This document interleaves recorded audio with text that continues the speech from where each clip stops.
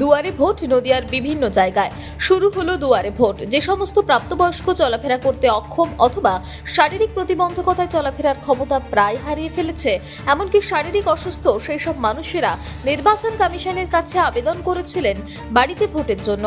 সেই মতো নদিয়ার কৃষ্ণনগর 1 নম্বর ব্লকের ঘূর্ণি এলাকায় শুরু হলো দুয়ারে ভোট। ভোটকর্মীরা রাজ্য এবং কেন্দ্রীয় পুলিশকে সাথে নিয়ে পোস্টাল ব্যালট ও ব্যালট বক্স সহ পৌঁছে গেল সেই সমস্ত আবেদনকারী মানুষের বাড়িতে। কড়া নিরাপত্তার মধ্যেই বাড়িতে অর্থাৎ দুয়ারে শুরু হলো ভোট। বাড়ির ভেতরে যখন ভোট কর্মীরা পৌঁছালো বাড়ির সদর দরজায়, তখন কঠোর নিরাপত্তার মধ্যেও বাড়ির ভেতরেই তৈরি হলো ভোট কক্ষ। আর সেই ভোট কক্ষের ভেতরে নিজের মতো অধিকার প্রয়োগ করলেন আবেদনকারী বয়স্ক ও শারীরিক প্রতিবন্ধী মানুষগুলো। আগামী 26শে এপ্রিল রাজ্যে দ্বিতীয় দফার নির্বাচন, সেই মতো নদিয়া জুড়ে এই একই সাথে সম্পন্ন হবে 17টি বিধানসভা কেন্দ্রের নির্বাচন। আর নির্বাচনের আগে আবেদনকারীদের জন্য আজ সম্পন্ন হতে চলেছে পোস্টাল ব্যালট ভোট গ্রহণ পর্ব। জেলা নির্বাচন দপ্তরের উদ্যোগে করা নিরাপত্তার মধ্যে এদিন সকাল থেকেই শুরু হচ্ছে পোস্টাল ভোট গ্রহণ পর্ব।